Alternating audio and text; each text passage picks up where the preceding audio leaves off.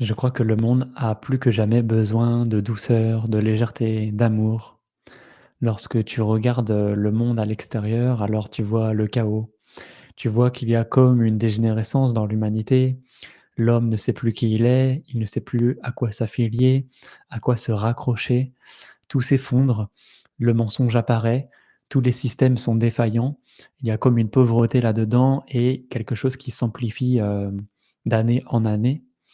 Et donc je crois que plus que jamais, l'humanité a besoin de se souvenir qu'il est avant tout un être, de lumière, que nous sommes plus qu'un corps physique pour commencer à cheminer vers, ce que nous sommes véritablement et vers le chemin de la vérité. Je crois que nous ne pouvons plus attendre aujourd'hui, pour, montrer qu'il existe un chemin de liberté, d'amour, de sagesse. L'homme de lumière doit renaître et doit apparaître dans le monde.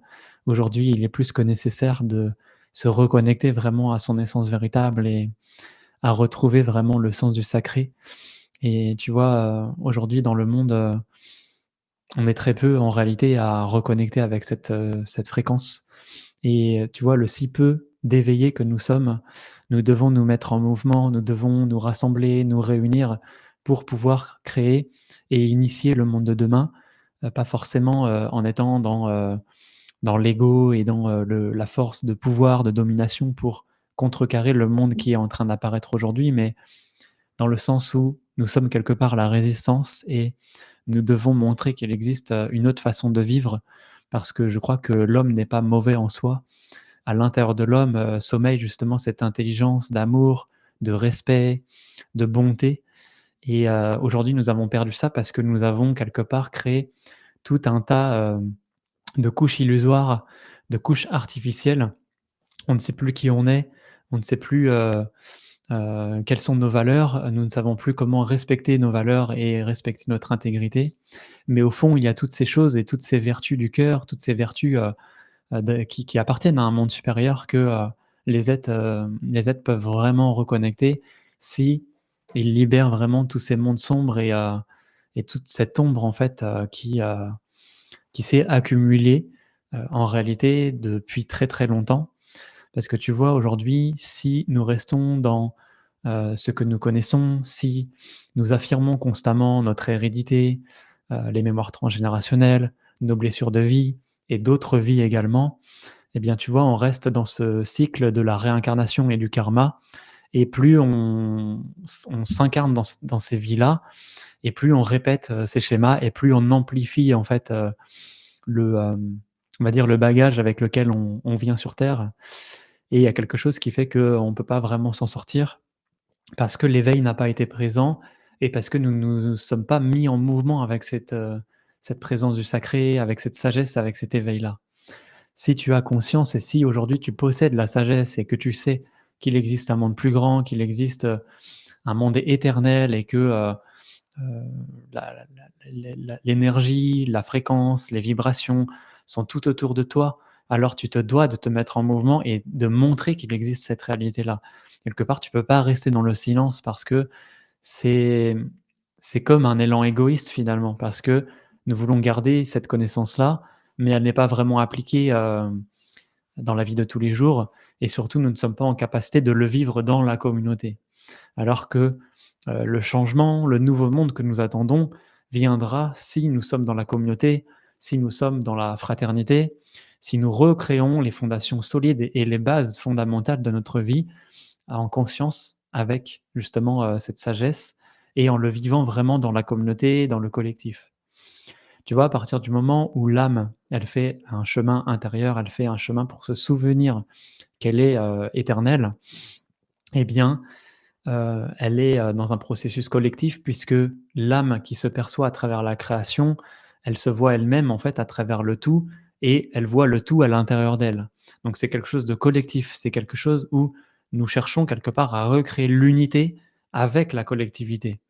Tu vois, nous sommes comme une cellule d'un grand corps et si nous voulons, créer un organisme, fonctionnel qui est parfaitement structuré, il faut que chaque cellule puisse se réorganiser, s'unir pour pouvoir créer un organe beaucoup plus grand, créer un corps plus grand qui ensuite, va être en diapason avec un monde éternel et immortel. Aujourd'hui, je crois profondément en cette vision et c'est pour cela que, je consacre vraiment ma vie, et mes œuvres à un monde supérieur. Parce que je crois que, justement, on est là pour ça en tant qu'enfant de la lumière. On est là pour, se réunir, pour se rassembler et pour créer des œuvres de lumière sur la terre.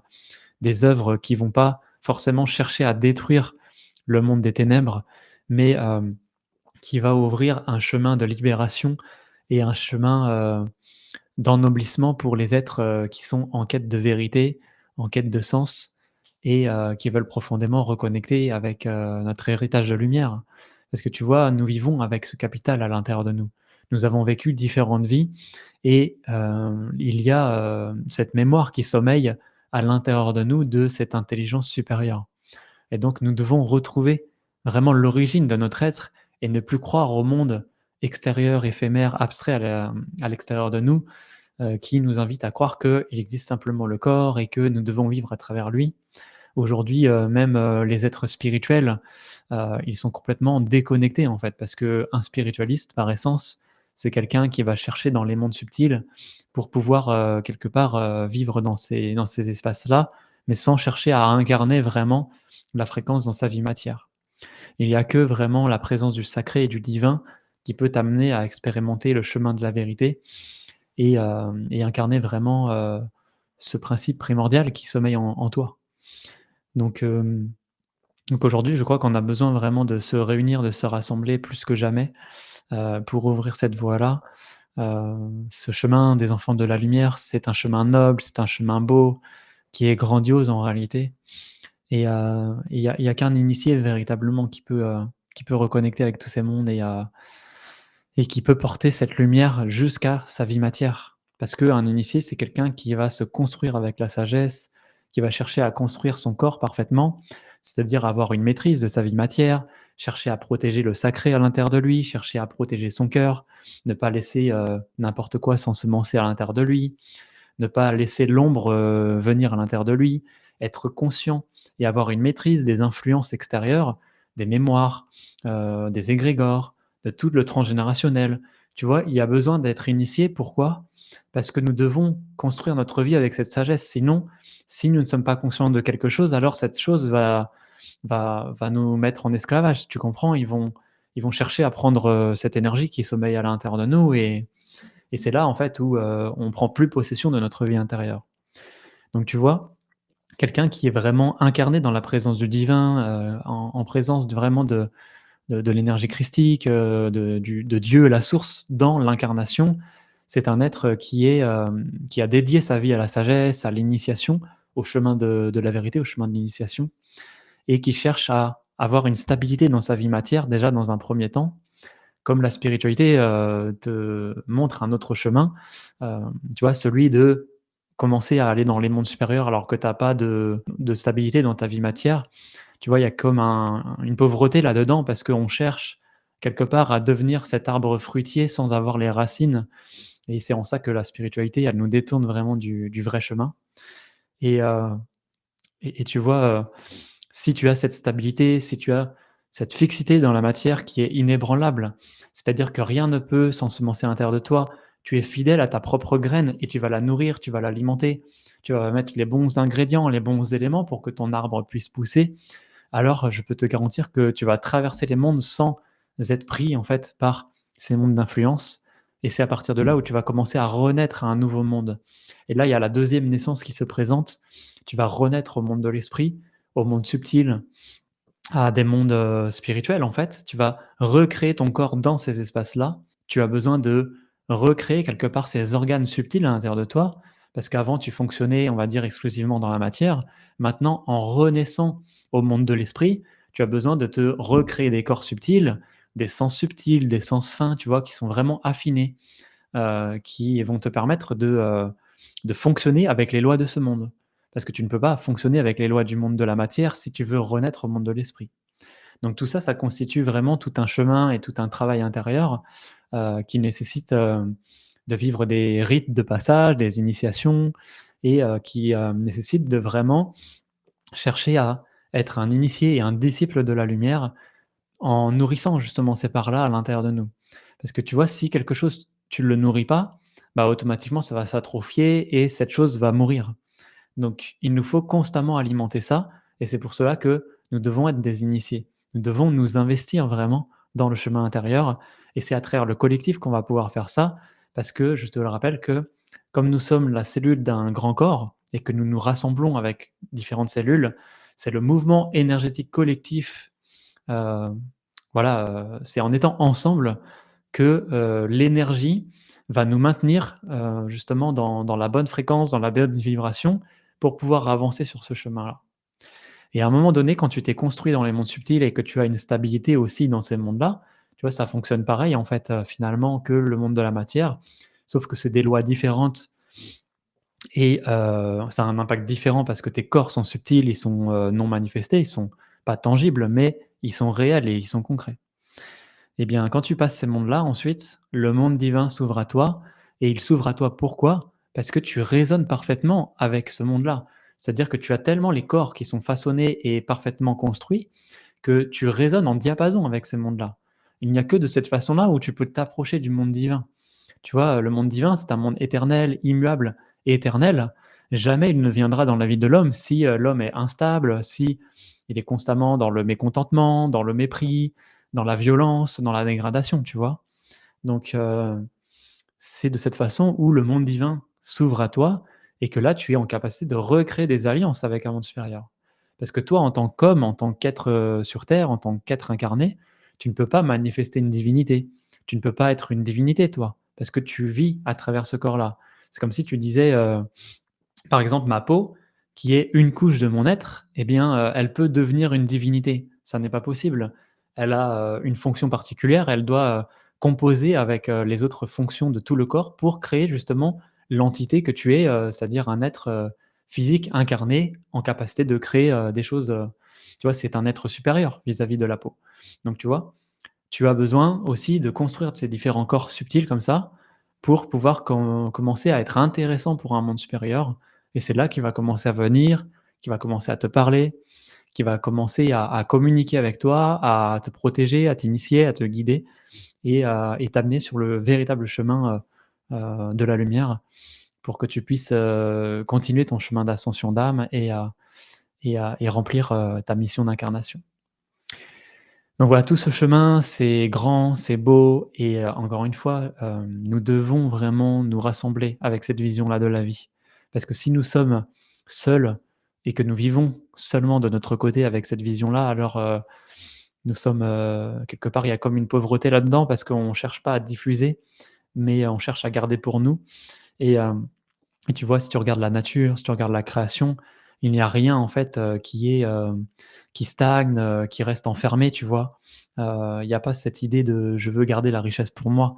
Tout est dans une profusion, dans une propagation, et du coup, c'est le chemin que nous avons besoin aussi de retrouver et encore une fois, quand on s'éveille à l'âme, l'âme, c'est un chemin collectif parce que en réalité, tu cherches à fusionner avec tous les êtres, avec tous les êtres de la nature, les minéraux, les végétaux, les animaux, les hommes et c'est de cette façon où, lorsque nous sommes, hem, dans on va dire un représentant fidèle, de la vie divine, de la vie supérieure, de la vie éternelle, c'est là qu'un monde supérieur peut venir et peut nous protéger, peut, voilà, ramener l'harmonie et l'équilibre sur terre.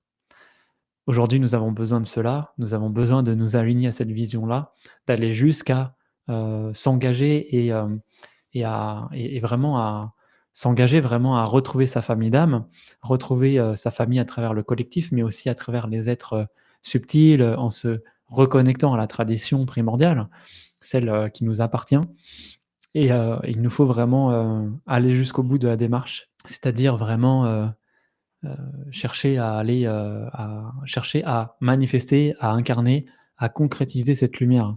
Parce que tu vois, si la lumière n'est pas tangible et concrète sur la terre, alors quelque part, ce n'est pas intéressant. Parce que, ça reste dans un monde de rêve, dans un monde illusoire et dans ta vie dans l'incarnation, tu n'auras rien créé vraiment avec cette lumière. Donc c'est pour cela que nous avons besoin de nous retrouver et d'œuvrer ensemble. Alors voilà, le monde a besoin d'être, au service de la lumière, des êtres qui créent des œuvres, qui créent, des œuvres non pas pour, le monde de l'homme, mais pour un monde supérieur. pour, que la mémoire soit préservée et que, les générations futures puissent, en bénéficier.